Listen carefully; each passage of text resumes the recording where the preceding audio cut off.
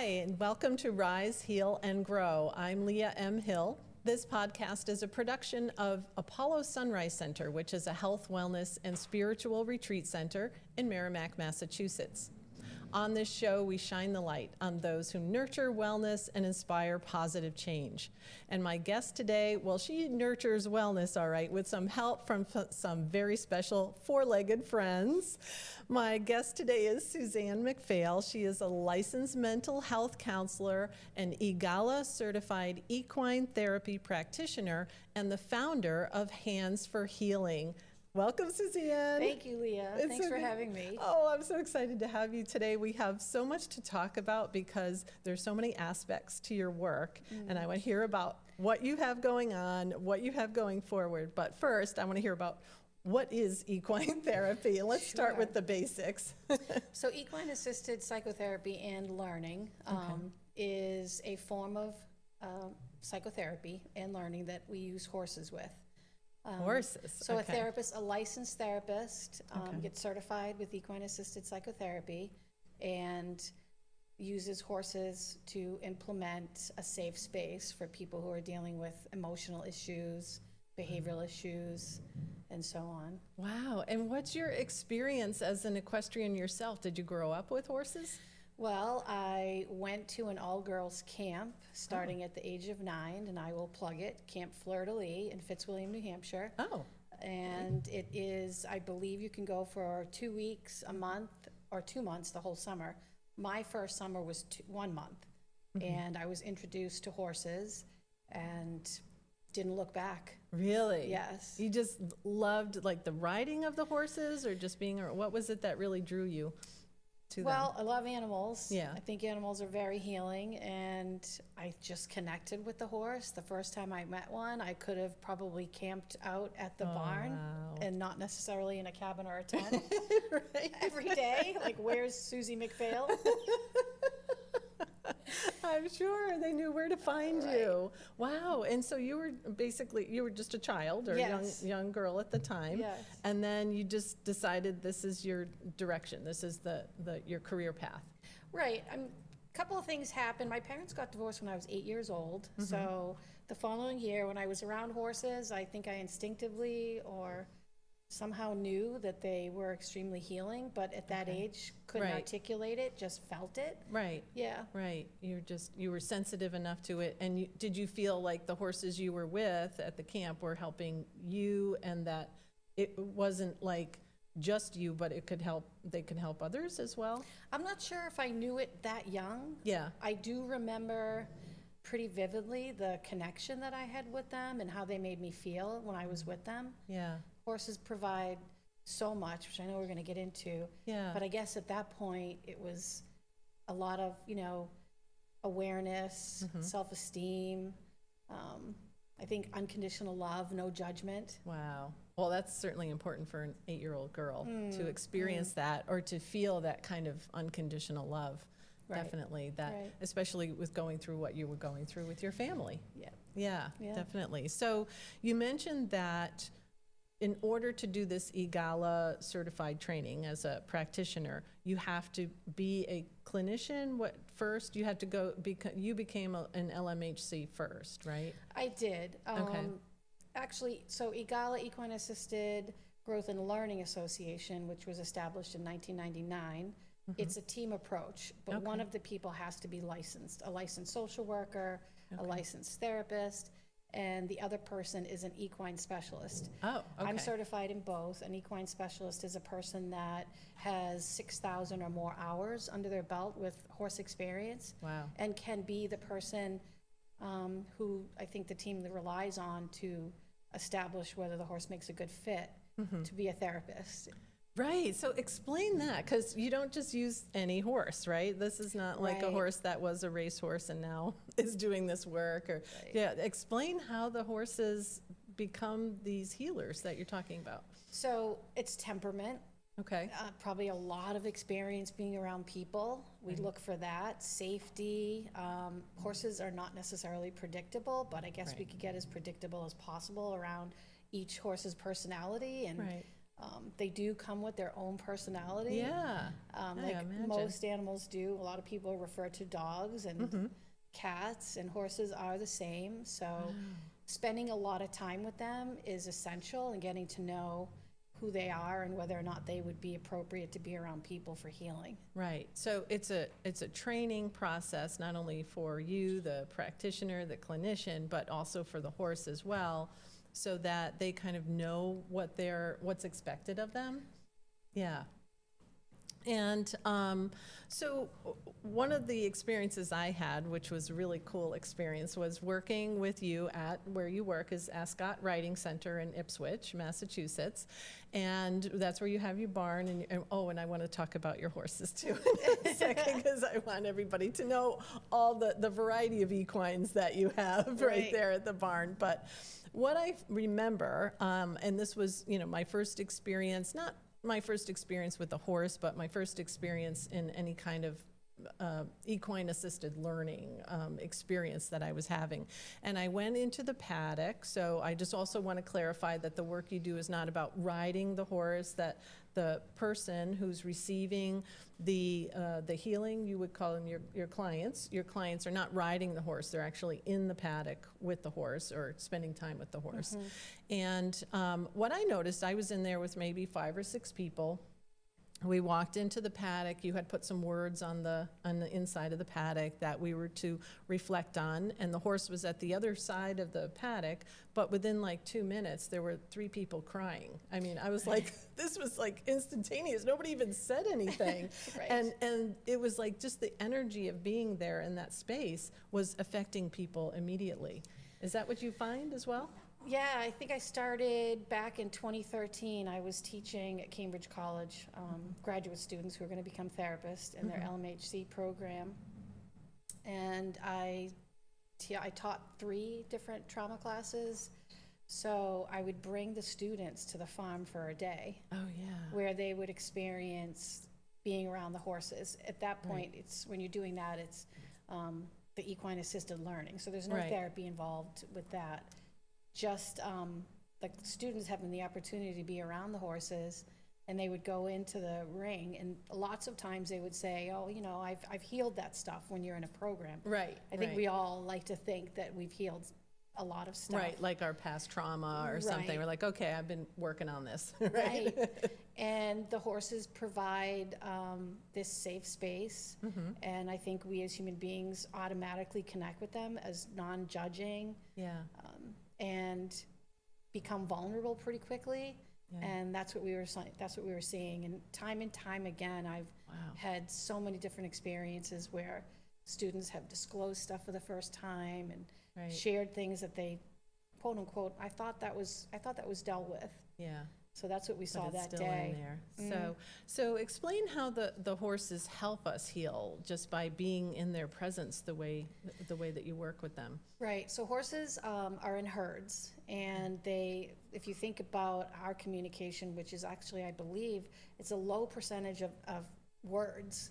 So horses don't talk at all. So their communication is through body language. Which could be a swish of a tail, ears going back, ears coming back forward, moving in a different direction. And horses rely on their body language to read what's going on with each one of them in the herd. So that's so they can communicate with each other in the face of danger, let's say out in the wild. And also hierarchy. There's herd leaders, and that can change depending on other horses leaving the herd or joining the herd, especially in the wild. Wow. Okay. So their sensitivity to the nonverbal cues, let's say, is what helps them help us? So they're prey animals. So their job is to stay safe and to make sure that there's no predators around. So they're always trying to figure out what our intentions are. And so horses can hear our heartbeats from 4 feet away. Really? Yeah, they can match. So they would know if we're, like you said, afraid or something, because our heartbeat is going too fast or going faster, and they would sense that. Yes. That's amazing. They would, yes. Wow. If you're happy.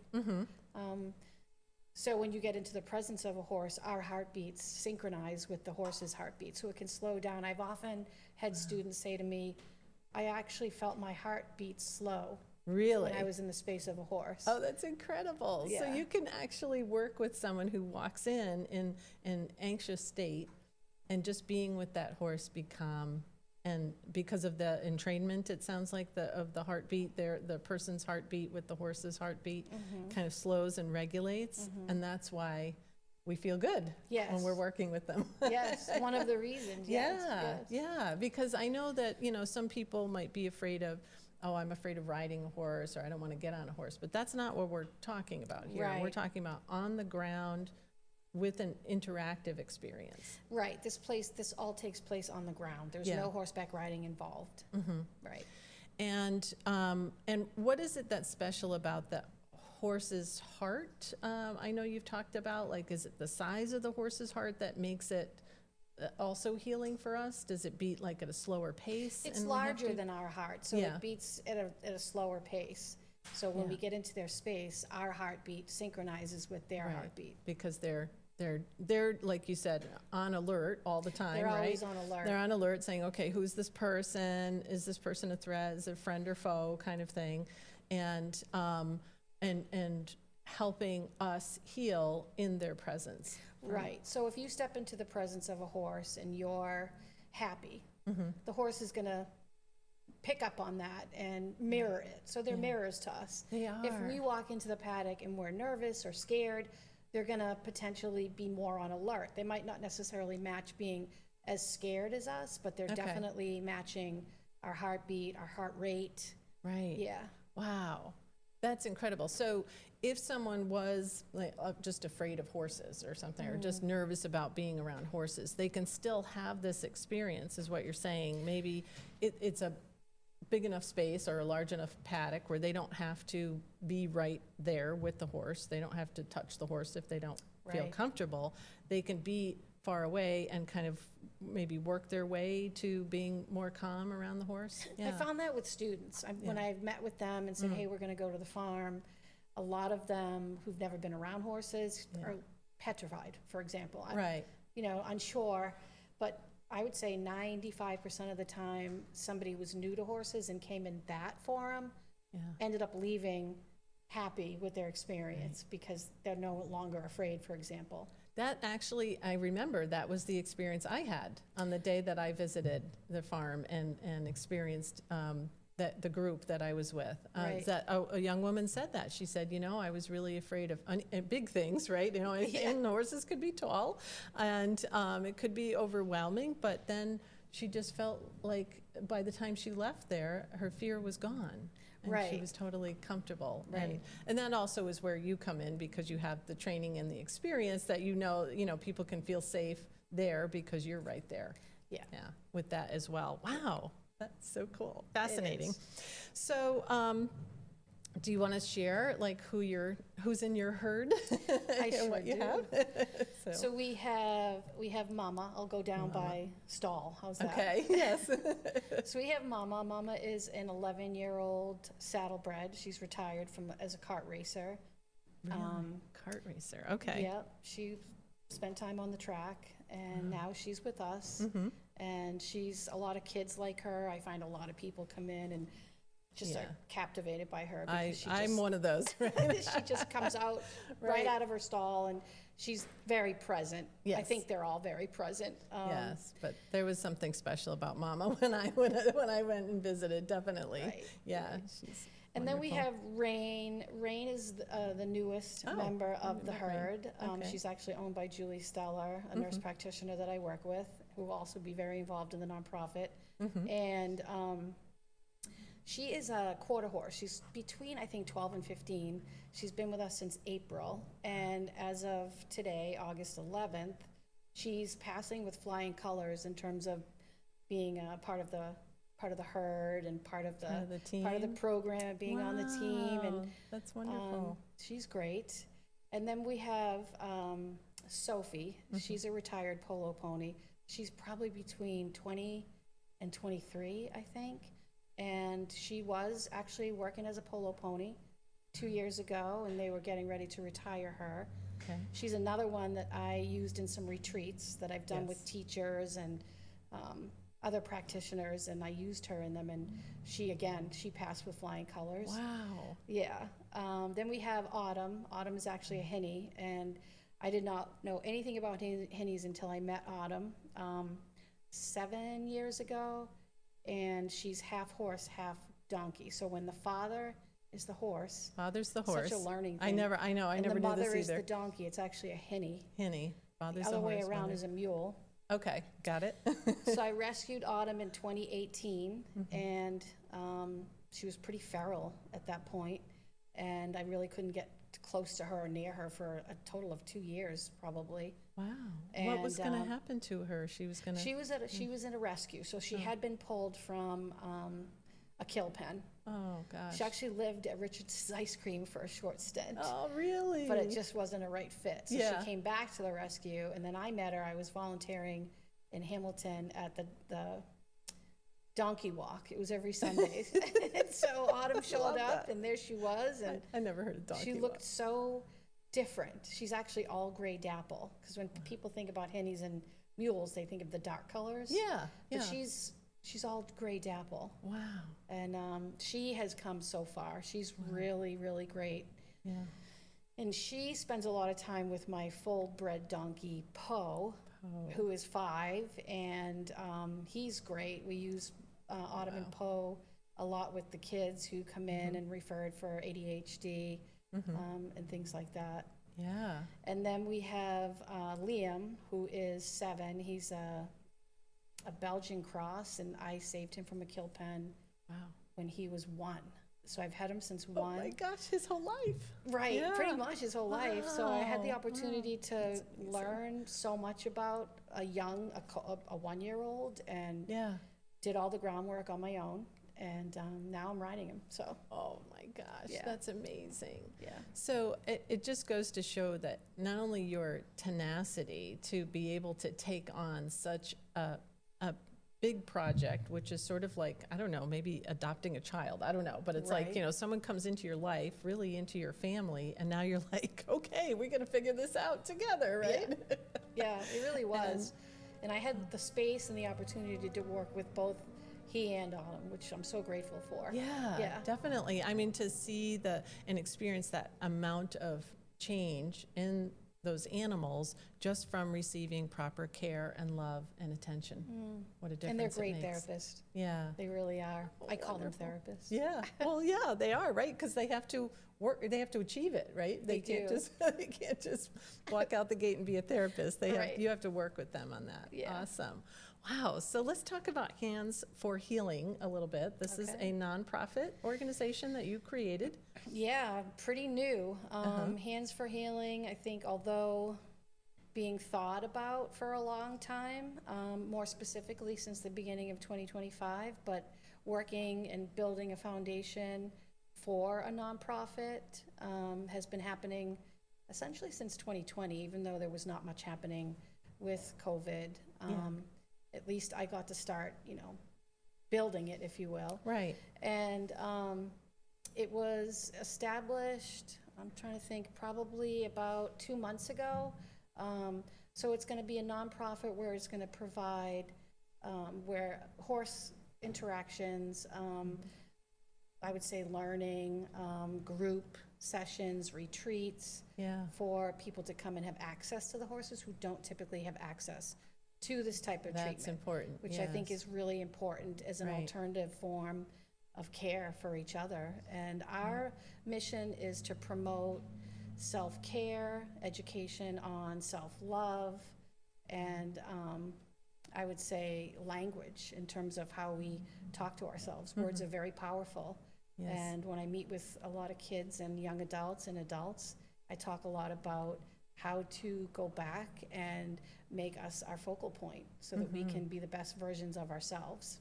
That's so important for young people, when they're having all of these experiences. I was talking to someone the other day about how, young people are just forced to be adults now because of the world we live in and the amount of the social media and the internet and the interactions and all the things that they have. They really don't seem to have much time to like play and be a kid and learn how to be in our world, and then they're thrown into our world, sometimes layered with trauma and other issues, PTSD, the ADHD and all these other things. And it's like, wow, just to have that opportunity. Where, as we know, taking care of a horse is very expensive, Right. and in the equestrian world is very expensive, and that opportunity is just not available for everybody. It's really not. Yeah. And I wish that more could have access to it now, but the goal is that it will be there in the future. We will have a tier, if you will, where we will have ongoing CEUs for teachers, nurses, and mental health professionals, who will be also part of a ripple effect, if you will, on how to get messages out there in the community for people how to learn how to put themselves first and not feel like it's selfish. Right. A lot of times, as we know, when we're growing up, if we think about ourselves, we're Right. selfish. Right. Yeah. Yeah. The pervasive guilt. Right. In society, the guilt of taking up space, the guilt of speaking up for yourself, and the fear of that. So that's very powerful. Yeah, we're work. pretty excited about Right. it, to have that ongoing and see what else comes our way. And also to provide a space where other healing practitioners can come in and do their work as well through retreats or groups. Yeah. So things like meditation, hypnotherapy, sound healing, things like Yes. that all Yes. play a part in the retreats and in the whole experience Right. of these people. So, Right. wow. So let's talk a little bit about if you work with young adults. You mentioned you work with adults and young adults, and let's talk a little bit about how you do that. So is there an age, minimum age that you work with for this kind of? I think Therapy? because I'm in a barn, if you will, and I think it's probably important that a person can navigate the space safely, if you will. So they do, have to cover their feet and certain clothes. But as far as age, I would say I could have a client that's 6. Really? That young? Okay. Right. All right. So even if it's a young adult who might be experiencing maybe anxiety, what kind of things do you help with? Anxiety issues, PTSD, anything? Post-traumatic stress disorder, Yep. grief that comes along Grief, that's the with other one. trauma. Yeah. I taught trauma courses for 13 years, and I just have a strong feeling that we do grieve with our trauma. Yes. And it has to go hand in hand. Right. So I have people with anxiety disorders and ADHD. Yep. And so, yeah. Wow. And I also like that when you do your work, you have a special rule, I think you call it, about a young adult and the interaction they have with their parents. So how does that work Right. for you? Well, if somebody gives me a call and they want their child to come to therapy, I tell the family, that's great, but I ask the family to be involved. That's important. Right. Right. 90% of the time, the issues that happen to us come from within the family, whether Right. it's a family dynamic, something that's going on. Yeah. Parents are really stressed out, and they haven't had an opportunity to deal with their own stuff growing up. So they project what they learned when they were being brought up by their parents. So it's a cyclical thing. Yeah. And, a lot of us talk about breaking the cycle. Right. So I think there's a lot of emphasis on kids, and then sort of the parents are the middlemen and they get left out. Right. So we want to do another layer with parents being able to heal themselves so that they become more aware of how they're projecting things that they don't even know they're doing. That's fantastic. Oh my gosh. And that's so rare, because typically if someone feels like their son or daughter is having behavioral issues or problems in school or problems with friends, what do? They send them traditionally to traditional therapy, which Right. isn't a bad thing, but this is very different.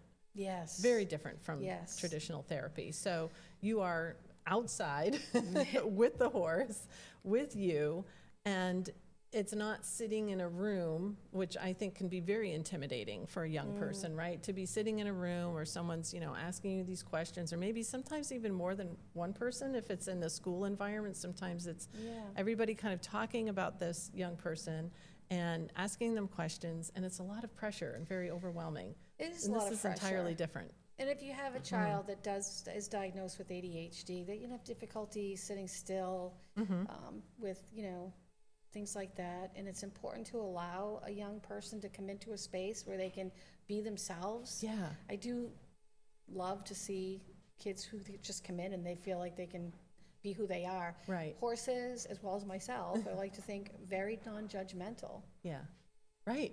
Like you mentioned, the unconditional love, right? The horses express that unconditional love, accepting of you. And when you start to calm, as we were saying, that the horse has that effect upon us in their presence, then it makes a really symbiotic relationship, which then you can take that learning outside the paddock. Absolutely. And take it back to school Absolutely. and with friends and things like that. I really promote a lot of self-awareness, so teaching people to become more aware of their space in between that reaction or thought and actually implementing what they're going to do. Wow. Teaching people to just stop in the moment and pay attention to what their bodies are doing. Trauma sits in our body, and if we can slow down and pay more attention to what's happening to us, we're really in the front row as opposed to in the back row. Right.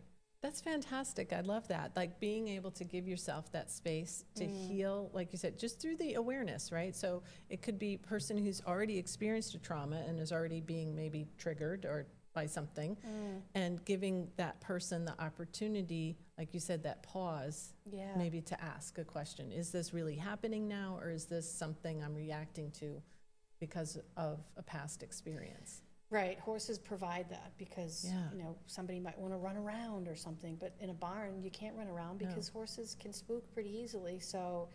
And children want to do well by animals in general, so it gives them that extra reminder to just slow down and, or tasks. Somebody with ADHD wants to start a task and then they want to go to the next thing.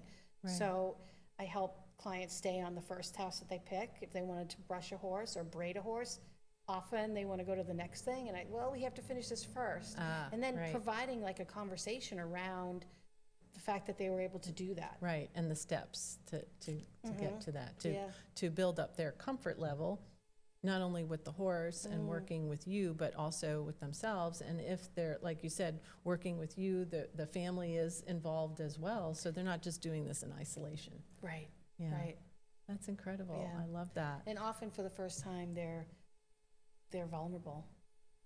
Oh yeah. How does that? What you mean? Because of the just being just around like the with the horse? students, when you saw the students, Yes. the three of them crying, I see. all of a Yes. sudden they're vulnerable, and they're like, okay, it's okay. I'm being vulnerable right now, and I'm okay with that. And they know they're in a safe space. I think that was the power of that moment that I experienced when I was in the heart. Was like people just immediately let their guard down and allowed themselves to feel what they hadn't felt in a very long time. That's incredible. Wow. So, wow, we have raced through our time together, but I do have a few more things I want you to share before we end. First of all, how do people find you or find out about you and about Hands for Healing? I can be found in Psychology Today. Okay. And I am at the Ascot Riding Center in Ipswich. And I have an email. I can put We that can out we there. can put it up there. Yeah. Okay. No problem. But yeah. That's great. Just to reach out to you, whether they are the young adult themselves or the adult who's looking for some support for their child. And lastly, what is your vision for Hands for Healing? I know you talked about being able to provide services for young people who don't have the opportunity to work with horses. Is there anything else like in the future, something you got planned, anything you want I to don't share? know. It's all so new, but Yeah. most importantly, that we are a space where people come together to provide learning, education, support for the community around us. Yeah, and creating a community too. It sounds like Exactly. creating a community. That's beautiful. Wow, thank you, Suzanne, Thank so you much so for much. joining Thank you us for having today. me. Thank Wow, and thank you for watching and listening here on Rise, Heal, and Grow with Leah M. Hill. Please join us again because we will have lots of episodes coming up soon.